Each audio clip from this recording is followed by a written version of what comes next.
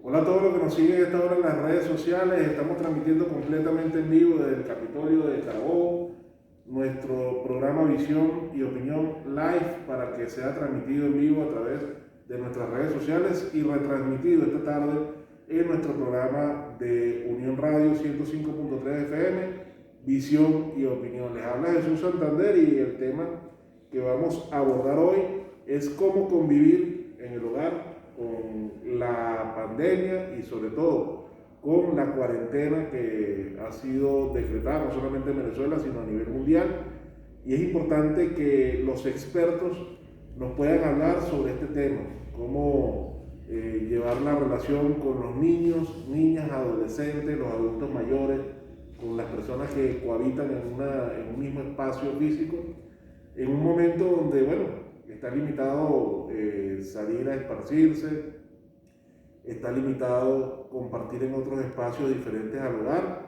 porque estamos en estas medidas de prevención del COVID-19, que por cierto nosotros tenemos unas medidas extremas de prevención. Estamos transmitiendo este programa porque de verdad nos preocupa y queremos informarles a ustedes que nos están sintonizando cuáles son estas herramientas de prevención que nosotros podemos tener. Por ejemplo, en Capitolio, para entrar tenemos un túnel de desinfección. Las personas que entren a Capitolio tienen que usar los tapabocas, tienen que desinfectarse las manos, y también un proceso de todo lo que tiene que ver con el aislamiento de los espacios físicos que tiene que ver entre los ciudadanos. Y quiero darle la bienvenida porque este tema es importante. Lo han pedido muchísimo por las redes sociales, de cómo conllevar la relación de la familia en el hogar. Y está con nosotros el doctor Pedro Telles, médico psiquiatra, director también del Hospital Psiquiátrico de Bárbula en Naguanagua, quien le vamos a preguntar, doctor, primero darle la bienvenida. Estamos transmitiendo completamente en vivo, va a ser transmitido el programa esta tarde en Unión Radio. Y es que quisiera su experiencia y que le pudiera decir a los usuarios cómo nosotros podemos llevar o sobrellevar esta cuarentena en el hogar, sobre todo en esa relación con los niños, adolescentes y los adultos mayores, que sabemos que el venezolano está acostumbrado a estar en las calles, está acostumbrado al esparcimiento, y bueno, llegó la hora de la cuarentena y el aislamiento que no se tenía previsto, pero por el COVID-19 tenemos que acatarlo. Sí. Bienvenido, doctor. Bueno, muchas gracias, amigo Santander, por la invitación. Hoy más que nunca el espacio virtual de los programas de radio, de televisión, de los medios de comunicación son ahorita fundamentales por esta misma situación que estamos de distanciamiento social, de cuarentena. Este es nuestro espacio de comunicarnos todos, pues es el espacio donde se puede respirar con tranquilidad. Es importante la convocatoria que ustedes hacen, porque no se ha hecho mucho énfasis en los aspectos psicológicos de la epidemia, de la pandemia. Ya en las descripciones clásicas, estamos hablando desde Grecia, porque las epidemias no es algo nuevo en la historia, aunque este tipo de epidemias sí, esta pandemia, se hacía mucho énfasis en que tan dañino como la misma enfermedad de la epidemia es el miedo y el pánico que produce. Y bueno, ante esta otra epidemia, la principal herramienta es el distanciamiento, el confinamiento social, que no es lo mismo que hacinamiento o no es lo mismo que encierro. Se entiende que es un confinamiento en el ámbito familiar, porque una situación de riesgo sería la soledad. La soledad. Entonces, tenemos que ver este confinamiento como una protección también en lo psicológico, pero tiene sus riesgos. Si nosotros analizáramos la familia como una institución, como es, ¿verdad?, podríamos utilizar esta herramienta de análisis de situaciones que tú debes haber manejado, que es la matriz FODA, ¿verdad?, de fortalezas, debilidades, amenazas y oportunidades. Bueno, vamos a concentrarnos en las oportunidades. ¿Cuáles son las oportunidades de este confinamiento familiar? Bueno, es un espacio de reunión, sobre todo enfocándonos en los niños y adolescentes que no están ahorita en la obligación de la escolaridad, ¿verdad?, de cumplir entonces pasan todo ese tiempo ahora en sus casas. Bueno, es una oportunidad para un reencuentro familiar y para que la familia retome el rol que tenía de educar en valores, ¿verdad? Porque la instrucción corre a lo mejor a cargo de las instituciones educativas, pero la educación no es nada más las instituciones, sino también de la familia. Y que este tiempo libre, que a lo mejor ahora es más excesivo, puede ser también para educar en valores y también para recreación en conjunto familiar. Mira, yo creo que vuelven a tomar importancia esos juegos de familia que habían perdido un poco, mira, desde el ludo, el dominó entre todos. No solamente en mesa, porque ya inclusive hay juegos en línea, porque estamos en línea también pueden de compartir compartir que no están cerca con nosotros, pero y de carácter educativo, bueno, ver ya las películas educativas en familia. Entonces vamos a aprovechar las oportunidades que nos brinda esta gran amenaza, ¿no? Oportunidades que pueden ser esa herramienta. ¿Hasta qué punto es interesante ahora ver el encuentro, por ejemplo, dentro del mundo de lo femenino de distintas generaciones? Aquí podemos ver una abuela con una nieta cocinando juntos, aprendiendo las recetas. Podemos recuperar, ¿qué te digo yo? Por ejemplo, que hace unos años eso era el común denominador, hace unos años y eso se había perdido. Entonces, puede ser, podemos ver cocinando juntos una abuela, una mamá y una nieta, y haciendo un dulce, un postre, aprendiendo esas recetas familiares, o también los varones aprendiendo la siembra en un huerto familiar, que puede ser hasta en el balcón de una casa. Entonces, bueno, es una oportunidad para que este confinamiento nos deje algo. Y fíjate, después de las epidemias hay cambios. Vamos a ver qué cambios van a ocurrir en los estilos de vida. Cambio de paradigma. Cambio de paradigma, cambios de estilos de vida, cambio de la manera de relacionarse la gente en sí misma. Y también vamos a ver los aspectos positivos de los medios de comunicación. Porque los medios de comunicación que habían sido muy criticados por los antivalores, ahora es una oportunidad que se pueden reivindicar porque los medios de comunicación, la televisión por cable, los canales de televisión, las radios, están colaborando en el proceso educativo producto de esta cuarentena. Eso era inédito. Sí. Así es, doctor. ¿Y cómo abordar de repente ese padre que nos está sintonizando, a ese niño y adolescente que lo que le pican son los pies para poder salir a la calle o jugar fútbol o a ir a una actividad, que estaba acostumbrado a ir a un cine, a un parque? ¿Cómo debe tratar ese padre esa situación con ese entorno, tanto de los niños como adolescentes? Fíjate, tiene sus riesgos. El principal riesgo, bueno, no se ha presentado en Venezuela porque no hay una tradición como tal, pero sí en México. En México, estadísticamente, la cuarentena conllevó a un aumento de la violencia doméstica, violencia intrafamiliar. Entonces ese es uno de los riesgos que hay, que la persona por ese encierro puede haber agresividades verbales, físicas entre el entorno familiar. Cuando enfocamos el ciclo vital de los escolares y de los adolescentes, bueno, esa es la edad del juego en común, de las conductas afiliativas. Hay que ver cómo transmutamos eso a través de estos mismos medios de comunicación. ¿Cómo pueden hacer ellos de repente una fiesta, pero virtual? Una fiesta a través de un grupo de chat.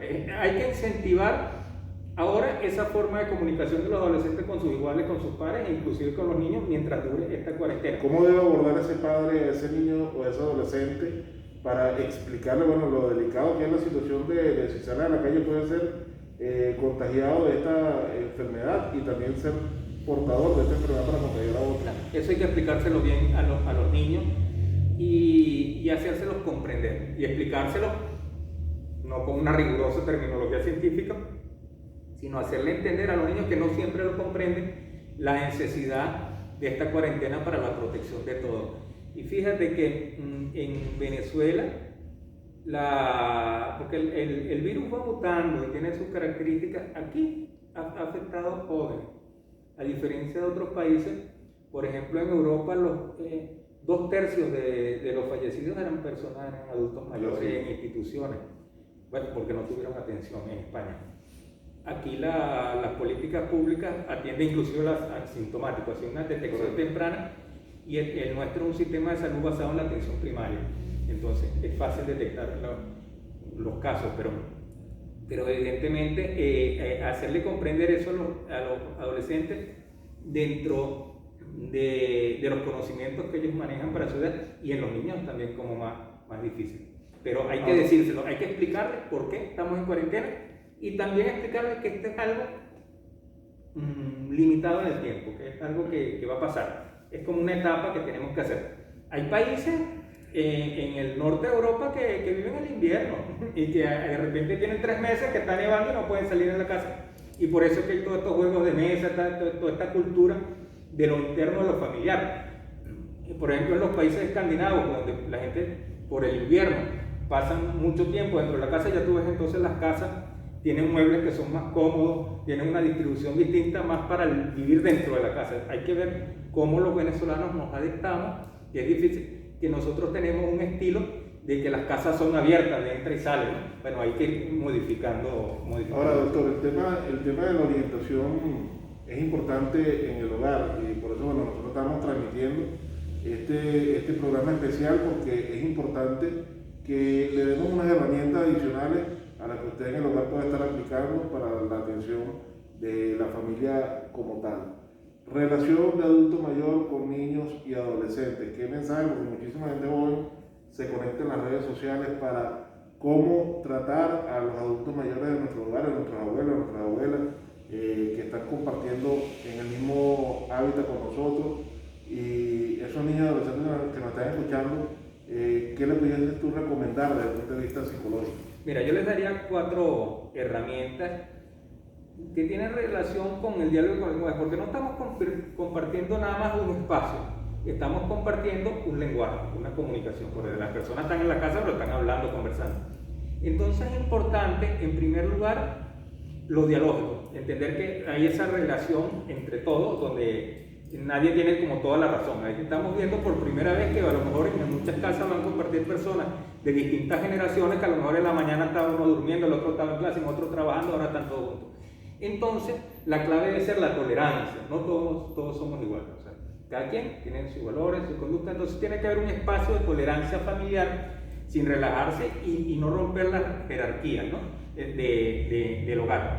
Y es importante, dentro de esas mismas normas de lenguaje y convivencia, tratar en lo posible de mantener los horarios que teníamos antes. O sea, uno de los riesgos que hay con los jóvenes y los adolescentes es la inversión del ritmo circadiano, de la cuestión horaria. Entonces los muchachos, como no están en clase, entonces no se despiertan en la mañana, duermen hasta las 10, hasta el mediodía, entonces se acuestan a las 3 de la madrugada, ¿no? Eso pasa mucho. Sí, está sucediendo. Entonces es necesario volver a mantener los esquemas de horario, de levantarse, de acostarse, de desayunar, almorzar y cenar, como teníamos antes de la cuarentena. Eso ayuda a ordenar, a disciplinar, y que esto no sea un hacinamiento, sino sea un confinamiento ordenado. En relación a la tendencia a la agresividad que tenemos los seres humanos cuando nos concentran, es importante la asertividad en la comunicación. Asertividad es no quedarnos callados, decir las cosas, pero sin carga emocional.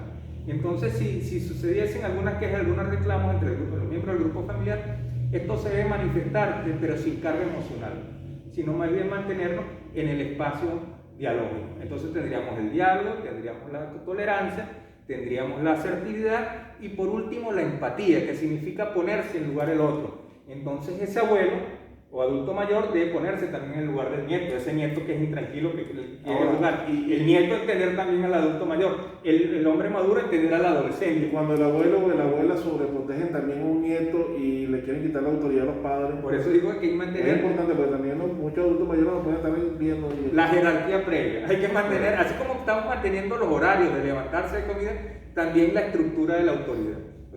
Porque te digo, esto es una experiencia inédita donde vemos personas de distintas generaciones de la misma familia que a lo mejor no compartían el espacio juntos.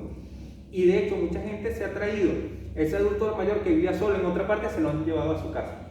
Entonces, ahí tenemos que tener en cuenta, con la relación con los adultos mayores, el compromiso bioético que conlleva a la epidemia. Porque los autores clásicos han dicho cómo en las epidemias se alteran los valores, se alteran las conductas, entonces tenemos que ser vigilantes de eso.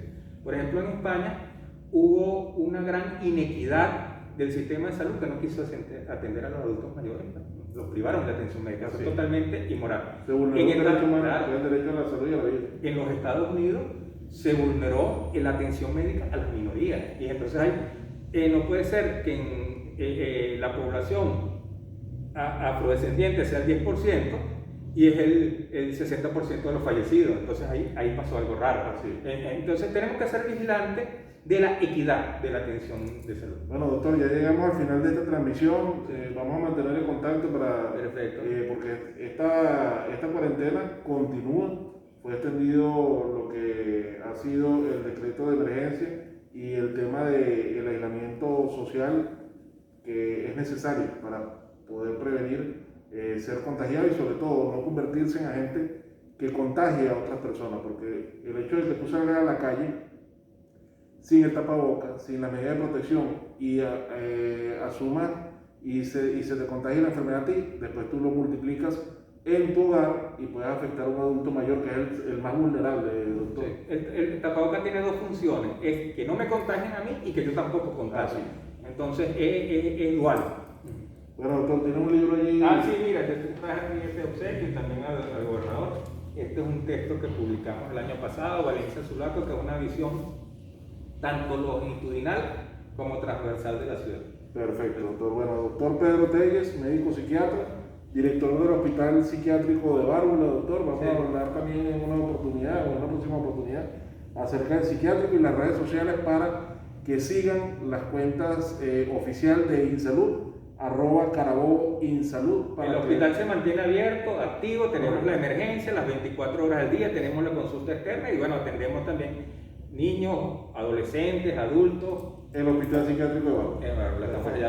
@Carabobo-Insalud para que se mantengan conectados con la información de salud acá en el estado Carabobo y por supuesto la cuenta de @lacaba10 oficial, que es la cuenta oficial de nuestro gobernador Rafael Lacaba, que mantiene permanentemente contacto con todos ustedes también a través de las redes sociales, estas nuevas formas de comunicarnos. Nos escuchamos más adelante en vivo por Unión Radio 105.3 FM.